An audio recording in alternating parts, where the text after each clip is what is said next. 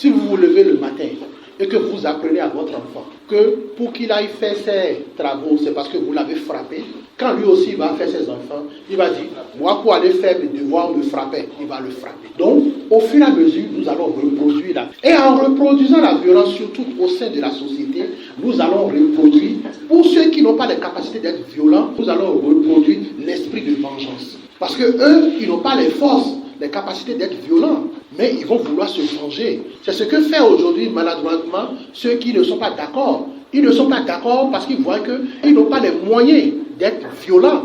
Ils n'ont pas la violence légitime, comme on le dit.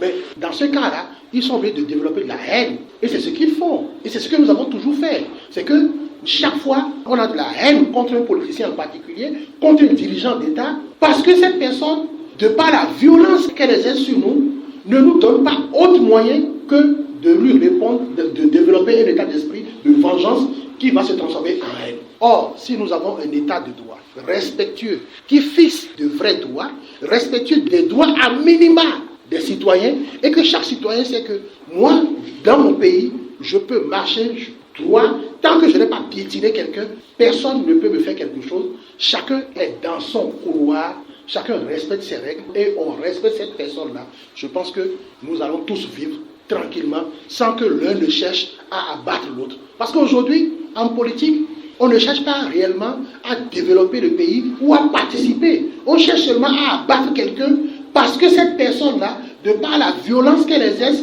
et en sachant que nous sommes faibles, ne nous laisse pas autre choix que nous de penser à la battre quand nous aurons les moyens. Or, demain, imaginons que nous faisions la politique uniquement parce que nous voulons abattre celui qui est là aujourd'hui pour pouvoir prendre sa place. Demain, quand nous aurons sa place, nous allons l'abattre facilement. Mais lui aussi, il a des partisans qui vont aussi chercher à nous abattre.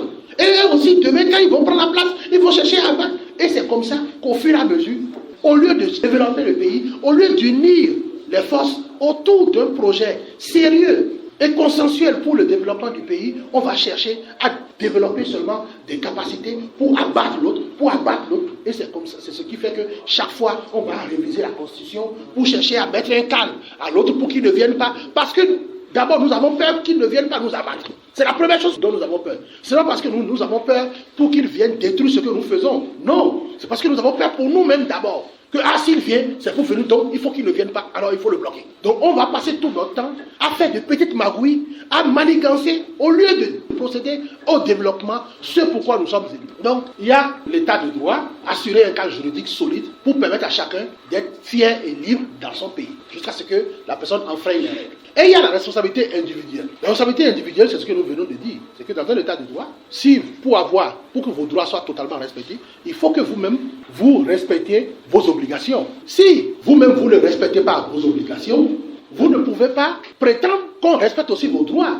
Qui ne respecte pas ses obligations n'a pas de droit. Donc, il y a la responsabilité individuelle et il faut promouvoir l'initiative personnelle. L'initiative personnelle, l'engagement personnel. Parce que vous ne pouvez pas être libre d'un choix si ce choix-là vous est imposé. C'est impossible qu'on dise à quelqu'un que cette personne, nous sommes dans un état où chacun est libre de ses choix, alors que le choix lui est implicitement imposé.